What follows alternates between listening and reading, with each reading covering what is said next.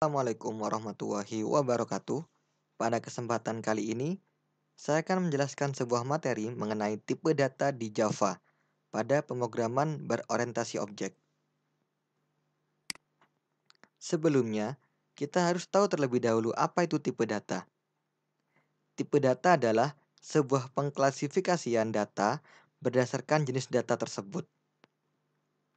Terdapat 4 tipe data yang sering kita gunakan, yaitu ada integer atau bilangan bulat, kemudian ada float atau bilangan pecahan, yang ketiga ada char atau karakter, dan yang keempat ada boolean. Nah, keempat tipe data tersebut termasuk ke dalam kategori tipe data primitif. Tipe data yang didefinisikan pada suatu pemrograman dan bersifat bawaan. Nah, tipe primitif ini hanya menyimpan satu nilai saja dalam satu variabelnya. Jadi ada 4 tadi, yaitu integer, float, char, dan boolean. Nah, setelah itu kita akan bahas satu persatu, yaitu yang pertama tentang bilangan bulat atau integer. Nah, tipe data integer ini merupakan tipe data numerik yang biasa digunakan apabila bertemu dengan bilangan bulat. Contohnya seperti bilangan 1, 2, 3, 5, 10, 20, 80, dan lain-lain. Kemudian, bilangan ini juga mengenal nilai positif dan negatif. Jadi, bilangan bulat atau integer ini mengenal nilai positif dan negatif yang disebut dengan sign number. Nah, tipe data numerik yang termasuk ke dalam bilangan integer atau dalam bilangan bulat ini adalah ada byte, short, integer, dan long. Kita jelaskan satu persatu. Nah, di sini ada byte, short, integer, dan long. Jika byte itu digunakan saat bekerja dengan data stream pada file maupun jaringan. Jadi, diperlukan saat melakukan proses seperti membaca dan menulis. Nah, byte ini digunakan saat menggunakan data biner yang tidak kompatibel dengan tipe data lainnya pada pemrograman Java. Nah, sedangkan short itu digunakan pada komputer yang berkapasitas 16 bit. Sehingga sangat jarang sekali kita temui dengan kapasitas laptop saat ini. Jadi byte short ini jarang kita gunakan. Setelah itu ada integer. Integer ini merupakan tipe yang sangat sering dipakai saat ini karena merepresentasikan angka dalam pemrograman. Nah, sebabnya tipe data integer ini dianggap paling efisien daripada tipe bilangan bulat lainnya dibanding dengan byte dan short. Nah, sedangkan long ini digunakan saat nilainya berada di luar kapasitas rentang tipe integer. Karena tipe long ini punya range yang sangat tinggi dibanding dengan tipe data lainnya, dibandingkan dengan ketiga tipe data ini. Jadi long ini memiliki range yang lebih tinggi.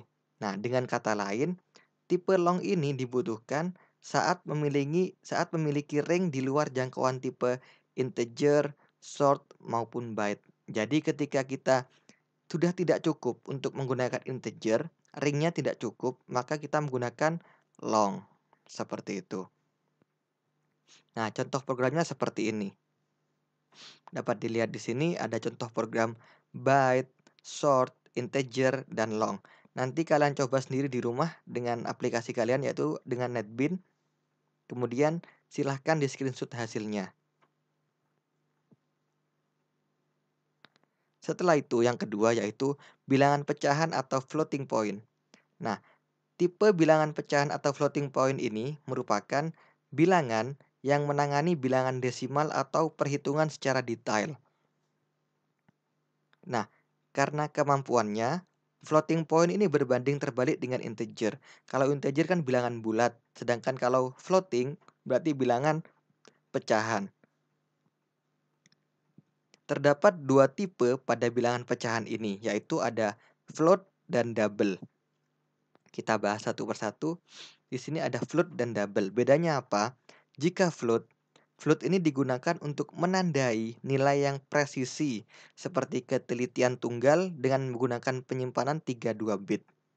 Nah, sedangkan yang double ini memiliki tingkat ketelitian secara ganda, sedangkan float kan tadi kan hanya tunggal. Nah, kemudian ruang penyimpanannya itu adalah 64 bit. Setelah itu, Float ini memiliki kemampuan yang lebih cepat jika digunakan pada prosesor-prosesor tertentu dan pastinya memakan ruang penyimpanan yang lebih kecil daripada tipe double ini. Nah, setelah itu float ini bermasalah ketika nilainya itu terlalu kecil atau terlalu besar karena pada penerapannya nilai tersebut menjadi tidak akurat. Jadi float ini memiliki kelemahan jika nilainya terlalu kecil atau terlalu besar. Nah, sedangkan double ini untuk yang poin pertama sudah saya bahas. Poin yang kedua, tipe tersebut pastinya memberikan kemampuan menghitung matematis secara lebih cepat daripada tipe float. Jadi keunggulannya double dari float ini adalah double ini memiliki kemampuan menghitung matematis secara lebih cepat. Nah, poin yang ketiga, dalam perhitungan yang bersifat bilangan real dan menginginkan hasil yang lebih akurat, nah sebaiknya menggunakan double daripada float. Nah, seperti itu. Itu adalah keunggulan dan kekurangan yang dimiliki oleh float dan double. Contoh programnya seperti ini.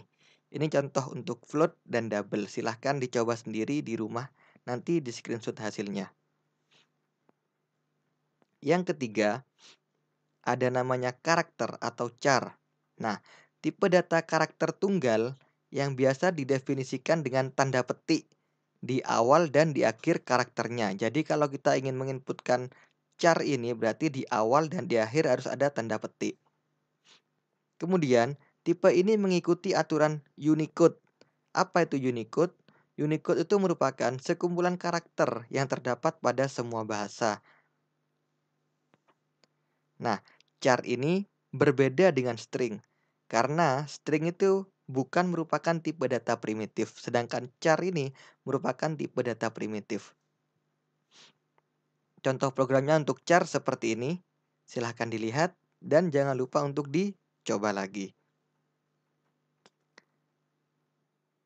Yang terakhir, yang keempat adalah boolean. Apa itu boolean? Nah, boolean merupakan tipe yang memiliki dua nilai, yaitu benar atau true dan salah atau false. Jadi ada dua. Nah, nilai yang digunakan pada tipe ini sangat penting dalam mengambil keputusan suatu kejadian tertentu. Jadi intinya, pada tipe data boolean ini memiliki dua nilai, yaitu true atau false. Nah, contohnya seperti apa? Nah, contoh dari program boolean itu seperti ini. Silahkan dicoba.